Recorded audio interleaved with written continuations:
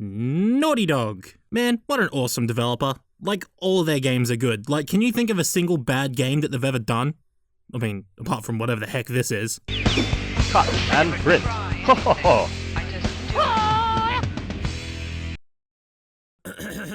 These days, Naughty Dog's claim to fame are Uncharted and The Last of Us, two games that stand out as being the cubes of cheese in the lettucey salad that is third-person cover shooters. Uncharted is generally an amazing series full of gorgeous set pieces and fantastic writing, while The Last of Us is tense and superlative in its storytelling. But Naughty Dog haven't always been known for making pointy bang bang games, believe it or not. Remember this mangy marsupial? Yeah, Naughty Dog brought this thing to life back in the 90s, and was one of the earliest examples of 3D platforming done right. Crash Bandicoot's linear levels were tightly designed and bloody challenging, barring some exceptions. And they had plenty of variety, which, alongside the series' popularity, made this fashionista the unofficial mascot of Sony's gaming system. So after 3 platformers and a pretty good kart racer, Naughty Dog soon turned to next-gen technology and began developing for the PlayStation 2. However, Naughty Dog no longer held the rights to the Crash Bandicoot name, which might explain why the Wrath of Cortex was a mixed bag of platforming bliss and vehicular agony, but nonetheless, Naughty Dog had to come up with a new IP to show off what Sony's latest and greatest console could do. The name? Jak and Daxter. Oh baby, this gets me wet just saying the name, Jak and Daxter. Oh Lord have mercy on my penis. When I was young, I played the Jak and Daxter games so much that I ended up renting the first game from our local video store probably over a dozen times, and ended up owning Jak 3 on several different occasions. They were fantastic games back in the day, and because 3D platformers are some of my favorite games out there, I thought, well, why not come back and look at it critically and give it a fair analysis and all those boring review tropes or whatever. Because it's fun to shit on games we all loved as kids. Over the next few months, and in between everything wrong with Ratchet and Clank and other reviews, I'll be taking a look at the first 3 Jak and Daxter games. And only the first 3, because I've never played Jak X or Daxter and couldn't be asked, and Lost Frontier is... Huh? How did that get in the script? What the fuck is a Lost Frontier? Is that an Indiana Jones? Oh, and by the way, spoiler alert. Not like it matters. Let's start with the story. Jak, the mute protagonist, and his rather beauty-deprived friend Daxter decide to pinch a boat and go for a leisurely cruise to everybody's favourite holiday getaway, Misty Island. There, they discover a small army of creatures called lurkers, doing some heinous plotting with these 2 evil-looking peeps. Well, that's it, time to get the hell out of here. Oh, I guess not. Also, was I the only one who got really giddy when Daxter swore? The sage yaps on about the precursors that built this place all the time. Where did they go? Why did they build this crap? What? Holy crap, he said crap! In a kid's game! Mum ain't gonna approve of that shit, she's gonna pop Fur Fighters back in my PS2. Much safer for her poor susceptible children. Jak is soon attacked by a lurker and accidentally knocks Daxter into a pit of dark eco. When he pops back out, he discovers puberty hit him like a truck and he's sprouted orange hair everywhere. What do you reckon, Dax? Settle down, it's a normal part of growing up, jeez. Poor Daxter's been turned into an Ottsel, a fictional fusion of otter and weasel, and I don't know, when you look like this, I'd consider this an improvement on all fronts. The 2 sneaky little shits return to their home and go to ask the green sage Samos for help, but because he sports a white beard, immediately falls into the archetype of old and cranky. He tells them to piss off and collect power cells so the token female Kira can power up the Zoomer with a heat shield so they can cross a volcanic canyon so they can go visit some guy named Gol and hopefully revert Daxter to his original sinful human body. Joy!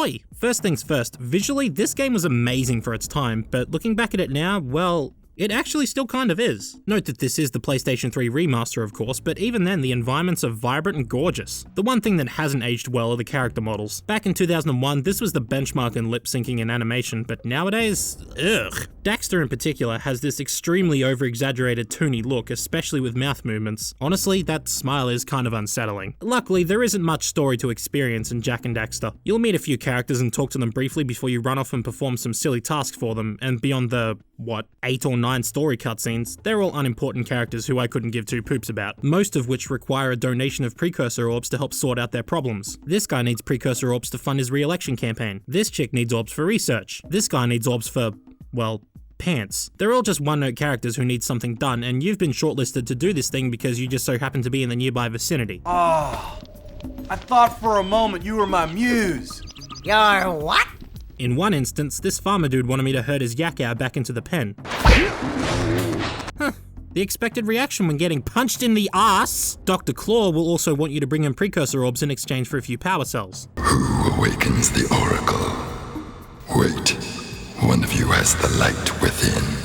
I am a Precursor precursor from many eons ago, and as such, I require that you bring me money in order to fulfill my materialistic dreams. Barbie Dreamhouse sets are very expensive, you know. But I don't care about this guy's depression issues because he couldn't beat up some big monster. I just want to get out into the world and explore and collect meaningless objects. Say no more, unusually enthusiastic and well-spoken child, because that's where Jak and Daxter truly shines. The gameplay, much like the story, is rather simple. Think of a game like Banjo-Kazooie and you have the same basic premise. Jak can run, jump, double jump, roll, punch, long jump, high jump, and do his best Bandicoot impression. And really, that's almost every maneuver Jak can perform. There are a few little maneuvers you can pick up on your own, such as performing a spin kick after a double jump for more height and distance, but there aren't any new abilities to unlock and there's no backtracking with new abilities. It's just you and a few conspicuously placed platforms and ledges. And that's why I absolutely fucking love this game. The first thing that makes this so great is arguably Jak and Daxter's biggest selling point. It's not just a bunch of levels sectioned off by a loading screen in a hub world. Instead, it's probably okay to call this the world's first open world platformer. After the tutorial, you waltz down the Sandover village and notice a trail of precursor orbs leading off to some beach or something. Naturally, you follow it and whoa, hey, what? Wait, I'm already in another level? What the fuck? With the very occasional exception of an elevator or boat ride, the transition between levels and hub towns is seamless. There isn't a single loading screen to be found here, even after dying, and considering how early this game showed up in the PS2's life cycle, it's a pretty amazing feat. Compared to Naughty Dog's previous mascot platformer, Crash Bandicoot, this is such a drastic change. Crash Bandicoot was all about platforming through linear corridors with the occasional pit to leap over, but Jak and Daxter presents you with a massive world in which you can go whatever direction you feel like. You'll naturally follow the trail of orbs I mentioned before to the first level, and it's a great first level. It's a good spot to practice the controls and get them down pat because there's no pits for you to fall down, so a poorly judged jump will simply put you back a few seconds. You'll get a good idea of what the game's about while you're here. You'll knock a flight egg off a cliff, knock a giant bird senseless so that it may spit out a power cell, and shoo a few, roided up seagulls. Wow, okay, these gulls are causing landslides and here I am struggling to lift my ass out of bed.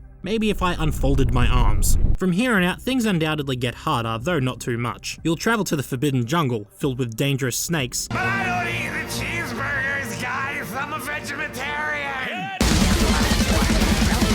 And menacing frogs. It's here that you'll begin working with Blue Eco, this strange tingly blue substance that makes you run faster, pulls collectibles towards you, and also activates ancient precursor devices such as doors, lifts, and moving platforms. Eco is essentially the power-up of the game. Alongside Blue Eco, you'll also get access to Green Eco, which fills your health back up, Orange Eco, which allows you to shoot key blasts, and Red Eco, which is only used once or twice in the game, but increases the effect area and damage of your attacks. You'll find your first boss battle here, and it's sickeningly easy. Attack these things, jump up these leaves, and whack the guy in the chin Honeymooners style. He clearly wants to die though, otherwise he wouldn't be laying out platforms made from his own body for me to jump on. But hey, who am I to not power Guy in the Kisser? Besides, when you do kill Petey Piranha, you can do this to him.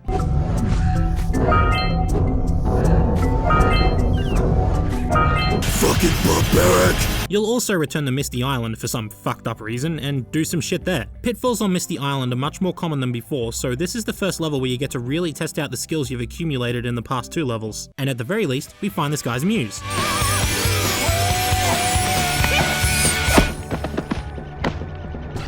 Once you collect 20 power cells, it's off to Fiery Canyon to head on over to the next bit. You'll cross this dangerous terrain by riding this little bike thing. And that's largely how the game works. Arrive at a small hub area which branches off to other levels to explore, gather power cells and precursor orbs, and then move on to the next hub and rinse and repeat. There are 3 hubs and 9 levels, not including the tutorial level and in-between stages to stuff around in. So one of the negatives of Jak and Daxter that soon comes to mind is its length. Although I had played it many times before, it took me just under 6 hours to beat the game to 100% completion. This includes reaching the end, finding all 101 power cells, 2,000 precursor orbs, and 112 scout flies. However, its short length probably works in its favor because while the game is a ton of fun to explore, it does get a little repetitive here and there. Because of Jak's limited moveset, the game rarely deviates from its original formula of punch stuff, collect things. The variety of levels certainly helps then. Each level at least looks and feels different from the previous one. Throughout your short quest for your sidekick's humanity, you'll explore a beach, a forest, a spooky island, a swamp, an underwater city, I don't know what this is, a snowy mountain, a dank cave, and a volcano, in which you'll either run about barefoot or ride the Zoomer, which is mostly fun, but...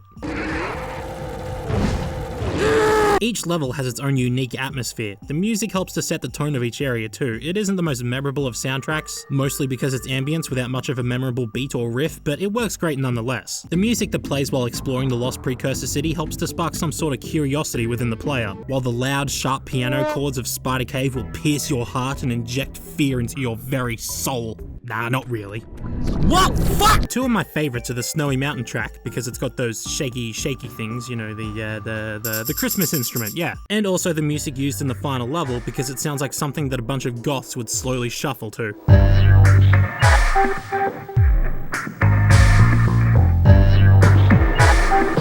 If I want to be honest, Jak and Daxter is also decidedly very easy. Most of the difficulty comes from trying to find all the collectibles, which even then isn't particularly hard as all but a few are laid out in plain sight. Jak also only has 3 hit points, 4 if you overfill on green eco, but even then the game still remains quite easy, as all but a few enemies take one well-placed slap to defeat. Unless you get to one of the ambush sections in this game, fuck those! Jak's move repertoire works wonders when he's fighting a single enemy, but when you're surrounded by enemies, Jak's suddenly not so great. There's a slight timing window after an attack animation in which you can't perform another attack, leaving you wide open. Again, fine when it's only 1 or 2 enemies, but when it's a small cramped room filled with lurkers, I'd rather attempt to convince my mum that Madoka Magica isn't a show for girls. And of course, adding insult to injury, Daxter likes to stare you down as you die, only to let off some silly quip from that oversized mouth of his. Heimlich! Stretcher! Yuck. I think. Unlike the sequels, Jak and Daxter was more platform and exploration based, so a few slightly annoying combat sections is something that I can deal with. And aside from the combat, the length, and those slightly terrifying animations, there isn't much else to complain about here. See, everything here is pulled off so well that any negatives would almost be cancelled out. The platforming is tight, there's a ton of collectibles to find without having too many collectibles like this thing, and it's still pretty nice to look at. In fact, one of my favorite things about this game is the sense of discovery it distills. And not just a sense of discovery, but a player-controlled sense of discovery. The game is non-linear to an extent, so you'll be wandering around trying to figure out how to do something or find a particular power cell, and then, oh, what's this little secret I've discovered? But even more than that, the levels in their entirety can sometimes be a discovery waiting to happen. In the Forbidden Jungle level, you manage to work your way into an old Precursor ruin by going in through the top, and when you get inside, the music changes from this tense, jungly music to a slower-paced, percussion-based track that gets the player thinking, what the heck have I stumbled across? Even the final boss kind of gives off a similar feeling. You're riding up an elevator, you get to the top and look out into the distance to find this giant robot thing. Fuck, I gotta fight that? This feeling of discovery and wonder isn't shown to the player through predetermined cutscenes, but shown naturally as the player moves through the level. It's a minor detail, but it's not something we see much these days, what with expensive budgets and actors and CGI and scripted on-rails cutscenes and all that stuff. The only other game I can think of that does this in an interesting way is, obviously, The Legend of Zelda Breath of the Wild. To be fair, this sense of discovery isn't as amazing as the aforementioned Breath of the Wild, as the game does subtly guide you towards discovering these hidden areas, and they're necessary for progressing the game anyway, but it just feels like the way the level is set up feels like you're just kinda out exploring and discovering stuff. I can vaguely remember my first time with Jak and Daxter and the morbid curiosity I got whenever I stumbled across pretty much anything in this game. It's obviously limited, but it just feels good. Anyway, hey, I've lost track of what I'm talking about, so let's get back to that story. When you get up to the volcanic crater, you're suddenly confronted by these two lovey-doveys again. Hey, guess what? That's Gol! The same Gol who can turn Daxter back into a human. I'm doomed. These two have learned how to control Dark Eco, a feat previously thought to be impossible, and they're going to use it to, I don't know, do villainy stuff. They've kidnapped all the other sages too, which explains why we couldn't just use a warp gate to jump over there and poof Daxter back to normal. So now, Jak and Daxter must reach Golem Maya's Citadel, the final level, filled to the brim with challenges that'll test your platforming skills. Once they've set the sages free, and also hey, Samus got kidnapped too, they use their combined powers to lower the shield surrounding the giant Precursor robot, which, now, I don't know if I missed something, because the robot just gets up and takes off anyways, so... Anyway, one elevator ride later and now you're staring the robot down from a safe and manageable distance. And this is where the game ends. What? I don't want to go down there and fight that thing. Oh wait, it's actually pretty easy. When you see an opening, you have to nab some very generously placed orange eco and shoot the sucker a few times before the battle ends. The 4 types of eco combine to form light eco, which Daxter assumes will be the stuff that can revert him back to his former ugliness. But out of the kindness of his heart, he decides to let Jak use it to blow up the robot, sending Gol and Maya plunging into a vat of dark eco. Yes, Gol and Maya. The dark eco probably destroyed them. Probably.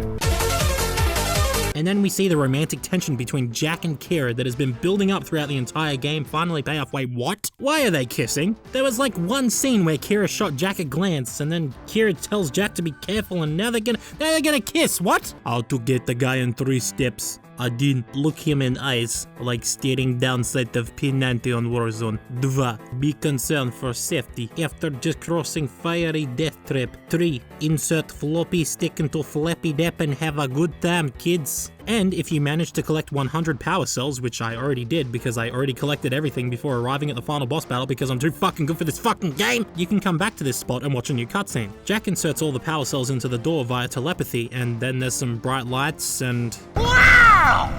What is it? It's so beautiful. By the Precursors. And that's Jak and Daxter, the Precursor Legacy.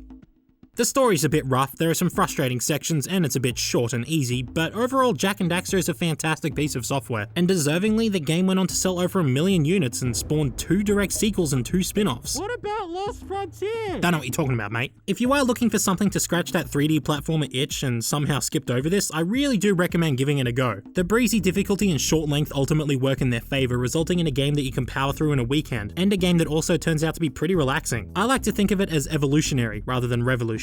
It doesn't do many new things with the genre, but rather focuses on making the best possible platformer it can, and I think that's where it succeeded. It seemed then that Naughty Dog had struck gold, coming up with a cool new platforming duo that shared the leading role in a harmless platformer that could be enjoyed by all. But what would the developers do to improve upon the formula? Could they improve upon this at all? Will Jak and Kira ever get to share their undying love without Daxter intruding on them? Tune in next time, I sound like an idiot, when valeforXD reviews Jak 2.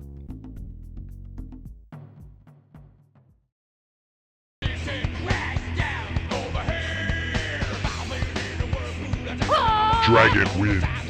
Doing these reviews and parodies has been pretty awesome in its own right, but it's also made me realize that game design is something I'm quite interested in. This is at least part of the reason why I find Prime Hylian's videos so enjoyable to watch. Following on from the theme of exploration and discovery I very poorly discussed earlier, his most recent video is a great analysis of Xenoblade Chronicles X and how it handles exploration, which is often tediously implemented in other games. Plus his videos look and sound crispier than a Nestle Crunch bar, so you know, if you're interested in this stuff as well as game reviews, then check out Prime Hylian. As always, the link's in the description.